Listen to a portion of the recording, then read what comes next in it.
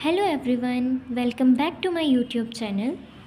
Hope आप सब लोग अच्छे होंगे और अगर आप चैनल पे न्यू हैं तो चैनल को सब्सक्राइब कर लें। आज का हमारा टॉपिक है कुछ वो प्रिंसिपल्स जिनके बेस पे ही इलेक्ट्रॉन को फिल किया जाता है एक ऑर्बिटल में। फर्स्ट प्रिंसिपल है हमारा पोलिस एक्सक्लूजन प्रिंसिपल, सेकंड है अफबाउ प्रिंसिपल एंड थर्ड हमारा प्रिंसिपल है Hund's rule of maximum multiplicity. चलते हैं हमारे फर्स्ट प्रिंसिपल की तरफ। ये है हमारा Pauli's exclusion principle. An orbital can have a maximum of 2 electron which must be present in the orbital with an opposite spin. ये प्रिंसिपल क्या कहता है कि एक ऑर्बिटल में जो मैक्सिमम नंबर ऑफ इलेक्ट्रॉन्स है वो सिर्फ 2 ही हम फिल कर सकते हैं, वो भी कैसे? ऑपोजिट स्पिन के साथ। मतलब अगर एक इलेक्ट्रॉन की +½ है स्पिन तो सेकंड इलेक्ट्रॉन की क्या आ जाएगी? -½ दोनों की स्पिन +½ नहीं हो सकती और दोनों की स्पिन -½ नहीं हो सकती। यहाँ पे मैंने करेक्ट अरेंजमेंट लिख दी है इलेक्ट्रॉन फिल करने की एक ऑर्बिटल में। यहाँ पे 1s है और 1s में ये वाला जो इलेक्ट्रॉन है इसकी +½ स्पिन है और ये इलेक्ट्रॉन जो है इसकी -½ स्पिन है, मीन्स दोनों इलेक्ट्रॉन की अलग स्पिन है। According to this principle, no 2 electrons present in an orbital can have the same value of all the quantum number. इसका मतलब क्या है? जो हम 2 इलेक्ट्रॉन एक ऑर्बिटल में फिल कर रहे हैं उन दोनों इलेक्ट्रॉन्स के सारे जो क्वांटम नंबर्स है 4 क्वांटम नंबर्स हैं वो सेम नहीं हो सकते। यहाँ पे मैंने एग्जांपल ली है 1s की। यहाँ पे जो 1s में हमने 2 इलेक्ट्रॉन फिल किए हैं उसकी फर्स्ट इलेक्ट्रॉन जो है उसका n क्या है? 1, मीन्स वो फर्स्ट शेल में है। l हमारे पास 0 है, m भी 0 है, बट जो स्पिन क्वांटम नंबर है वो क्या है? +½ एंड सेम सेकेंड इलेक्ट्रॉन जो है उसकी भी n, l और m की वैल्यूज़ जो है सेम है फर्स्ट इलेक्ट्रॉन के जैसी, बट उसका भी जो स्पिन क्वांटम नंबर है वो क्या आएगा? -½ मीन्स आपने देख लिया कि दोनों इलेक्ट्रॉन की जो ऑल द क्वांटम नंबर्स है वो सेम नहीं हो सकते। यहाँ पे भी ms जो है वो क्या हो रहा है? डिफर कर रहा है। The next principle is Aufbau principle. According to this principle electrons are filled in the respective orbitals always in order of increasing energy. इसका मतलब क्या है? जो हम इलेक्ट्रॉन्स को फिल कर रहे हैं ऑर्बिटल्स के अंदर, उन ऑर्बिटल्स की भी कोई एनर्जी होती है, तो वो ऑर्बिटल्स की जो सीरीज़ आएगी वो कैसी आएगी? उनकी इंक्रीजिंग एनर्जी के अकॉर्डिंग। मीन्स जो सबसे पहले हमारा ऑर्बिटल आएगा उसकी सबसे कम एनर्जी होगी, देन जो सेकंड आएगा उसकी उससे ज़्यादा एनर्जी, ऐसे इंक्रीजिंग ऑर्डर में उनकी एनर्जीज आएंगी और उसके बेस के ऊपर इलेक्ट्रॉन्स उनमें फिल किए जाएंगे। It is based on the Bohr Bury rule और द n+l रूल।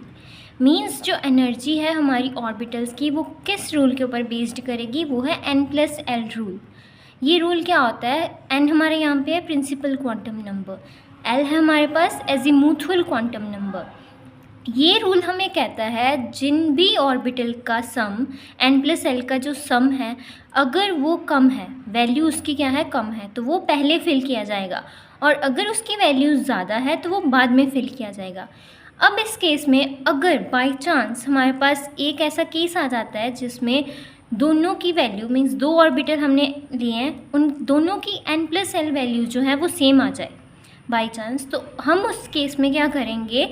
जिस ऑर्बिटल की n वैल्यू जो है वो छोटी होगी मीन्स स्मॉल वैल्यू होगी उसे हम पहले फिल करेंगे।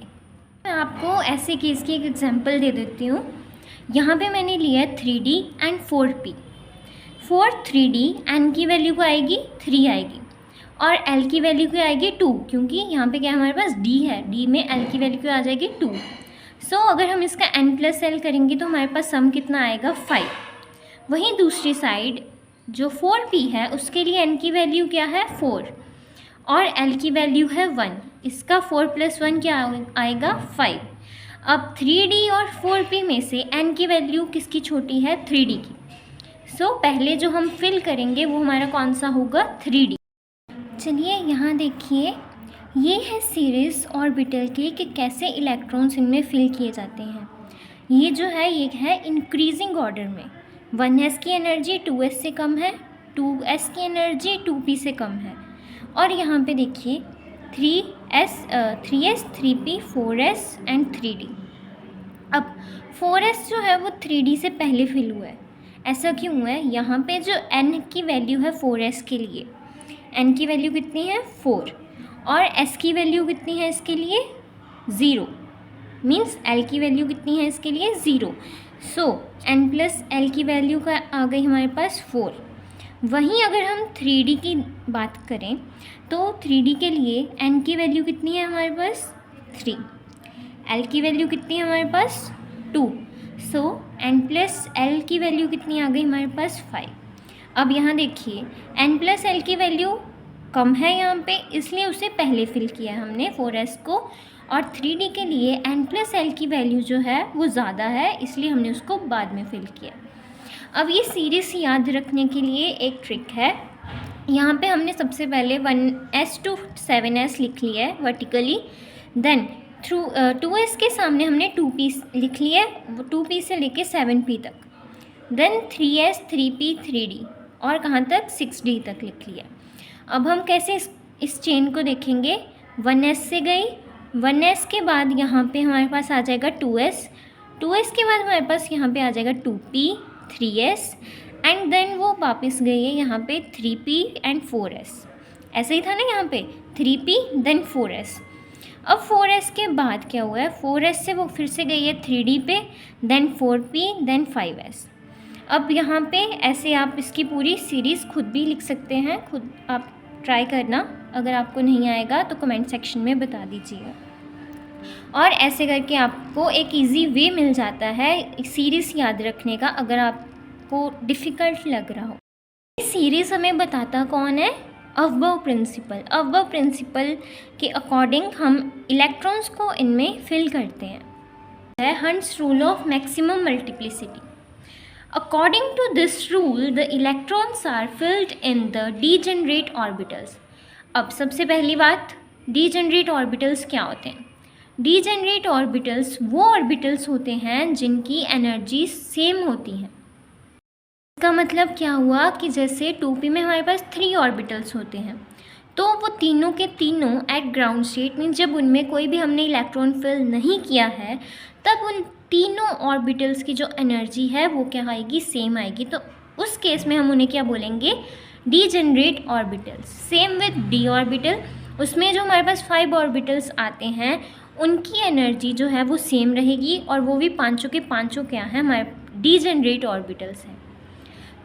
आगे, in such way that all the orbitals are first singly filled and then pairing with take place. इसका मतलब क्या है, हमारे पास जैसे 2p है, उसमें 3 ऑर्बिटल है हमारे पास, हम पहले क्या करेंगे, उनको सिंगली फिल्ड करेंगे। सिंगली फिल्ड मतलब पहले 2px में एक इलेक्ट्रॉन, देन 2py में एक इलेक्ट्रॉन, देन 2pz में एक इलेक्ट्रॉन। जब ये तीनों के तीनों ऑर्बिटल एक बार फिल हो गए, सिंगल फिल हो गए, देन उसके बाद हम फिर से जाएंगे 2px के ऊपर, उसको दोबारा फिल करेंगे, तो उसके बाद वो क्या आएगा, डबली फिल्ड। यहाँ पे इलेक्ट्रॉनिक कन्फिग्रेशन ऑफ कार्बन की मैंने एग्जांपल ली है। अब हमें पता है कार्बन का एटॉमिक नंबर कितना होता है, 6, नंबर ऑफ इलेक्ट्रॉन उसमें कितने हैं, 6। यहाँ पे हम फिल करते हैं 1s में। 1s में हम 2 इलेक्ट्रॉन फिल कर सकते हैं, तो पहले एक इलेक्ट्रॉन फिल किया, उसके बाद हमने दूसरा इलेक्ट्रॉन फिल किया, हमारे 2 इलेक्ट्रॉन हो गए। देन हम जाते हैं 2s के ऊपर, एक इलेक्ट्रॉन फिल किया, देन सेकेंड इलेक्ट्रॉन फिल किया, हमारे 4 इलेक्ट्रॉन फिल हो गए हैं यहाँ पे। अब जो हमारे 2 इलेक्ट्रॉन्स बच गए हैं वो हम कैसे फिल करेंगे, इसमें हम ऐसा नहीं कर सकते कि पहले 2p में एक फिल कर लिया देन उसके बाद ही दूसरा फिल कर लिया, नहीं, पहले हम 2px में एक इलेक्ट्रॉन फिल करेंगे, देन हम 2py में एक इलेक्ट्रॉन फिल करेंगे। और अगर बाई चांस जैसे कि नीचे नाइट्रोजन की एग्जाम्पल है, यहाँ पे हमारे पास नाइट्रोजन के पास 7 इलेक्ट्रॉन्स होते हैं, सेम हम इसमें भी करेंगे, पहले 1s फिल कर लिया, फिर 2s फिल कर लिया, देन हमारे पास 2p आएगा, उसमें हम कैसे करेंगे, 1 2 एंड 3। आप यहाँ पे काउंट कर सकते हैं कितने इलेक्ट्रॉन्स हो गए, हमारे पास 7 इलेक्ट्रॉन हो गए। अगर हमारे पास यहाँ पे एक इलेक्ट्रॉन होते, पहले हम इन सबको ऐसे ही फिल करते, तो जो हमारा 8th इलेक्ट्रॉन है वो आएगा हमारे पास 2px में। बताता कौन है हमें कि कैसे फिल करना है, Hund's rule of maximum multiplicity. So उम्मीद है आपको आज के प्रिंसिपल्स भी समझ आए होंगे। अगर आपको ऐसे ही और वीडियोस चाहिए तो जुड़े रहें मेरे चैनल के साथ। अगर आपने सब्सक्राइब नहीं किया है तो सब्सक्राइब कर ले। मिलते हैं आपको नेक्स्ट वीडियो में। Bye bye.